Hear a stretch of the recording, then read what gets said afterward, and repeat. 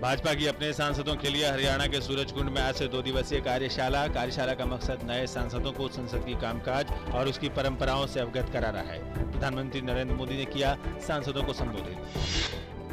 बड़े पैमाने पर सुरक्षा खामियों की रिपोर्ट के बीच सरकार ने की आंध्र प्रदेश में गेल आग त्रासदी में उच्च स्तरीय जांच की घोषणा। पीड़ितों को 25 लाख रुपए का दिया जाएगा मुआवजा। दुर्घटना में 15 लोग मारे गए और 7 से अधिक लोग गंभीर रूप से घायल हुए हैं।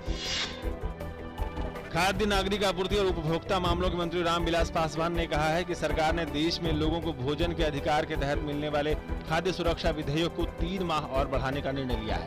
उन्होंने उम्मीद जताई कि खाद्य सुरक्षा विधेयक पर राज्य और केंद्र सरकार मिलकर काम करेगी।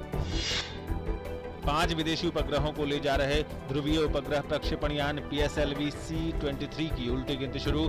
सोमवार को होगा उपग्रह का प्रक्षेपण। दिल्ली में इंद्रलोक के तुलसी नगर में एक 3 मंजिला इमारत गिरने से 3 लोगों की मौत।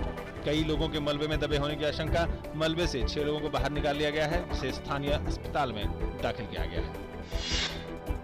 दिल्ली विश्वविद्यालय ने 4 वर्षीय स्नातक पाठ्यक्रम समाप्त कर 3 वर्षीय पाठ्यक्रम के तहत दाखिले करने का फैसला किया है। इस फैसले के साथ ही विश्वविद्यालय अनुदान आयोग के साथ DU का गतिरोध समाप्त हो गया।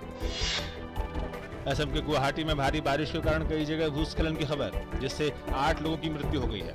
रात से हो रही भारी बारिश के कारण कई जगह 70% हिस्सों में बाढ़ की स्थिति बन गई है। केंद्रीय गृह मंत्री राजनाथ सिंह ने नक्सल समस्या से सख्ती से निपटने के संकेत देते हुए कहा कि नक्सलियों से बातचीत नहीं की जाएगी, बल्कि सरकार समस्या के स्थायी समाधान के लिए संतुलित दृष्टिकोण अपनाएगी। राजनाथ सिंह ने नक्सल प्रभावित 10 राज्यों के अधिकारियों के साथ इस समस्या पर विस्तार से विचार विमर्श किया। केन्या की राजधानी नैरोबी में संयुक्त राष्ट्र पर्यावरण सम्मेलन में पर्यावरण मंत्री प्रकाश जावड़ेकर ने सतत विकास की दिशा में भारत की प्रतिबद्धता जाहिर की है। चीन के दौरे पर उपराष्ट्रपति मोहम्मद हामिद अंसारी। पंचशील समझौते के 60 साल पूरे होने के मौके पर उपराष्ट्रपति चीन की यात्रा पर हैं। कल सांची प्रांत कमेटी के सचिव झाओ झेंगरियोंग से उनकी मुलाकात हुई। दोनों नेताओं के बीच आपसी सहयोग और विभिन्न मुद्दों पर बातचीत हुई। केंद्रीय विदेश मंत्री सुषमा स्वराज अपनी बांग्लादेश यात्रा से स्वदेश वापस लौट आई हैं। विदेश मंत्रालय के अधिकारियों ने विदेश मंत्री की यात्रा को सफल बताया। अफगानिस्तान में राष्ट्रपति चुनाव में कथित धांधली के खिलाफ हजारों लोगों ने प्रदर्शन करके राष्ट्रपति भवन तक मार्च निकाला। राष्ट्रपति चुनाव के उम्मीदवार अब्दुल्ला ने आरोप लगाया था कि आयोजकों और सरकारी अधिकारियों ने चुनाव में जमकर धांधली की है। पवित्र अमरनाथ यात्रा का पहला जत्था आज सुबह पवित्र गुफा के लिए रवाना हुआ। यात्रा कल सुबह जम्मू के आधार शिविर भगवती नगर से आरंभ हुई थी। देश भर से जम्मू पहुंचे बाबा के भक्तों ने बम बम भोले के जयघोष के साथ अमरनाथ यात्रा शुरू होने का जश्न मनाया।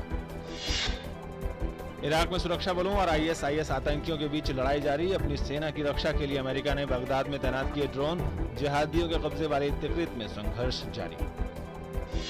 साइना नेहवाल ने ऑस्ट्रेलियन ओपन सुपर सीरीज के फाइनल में किया प्रवेश। साइना ने पहली वरीयता प्राप्त चीन की शिक्षियान वांग को दी मात।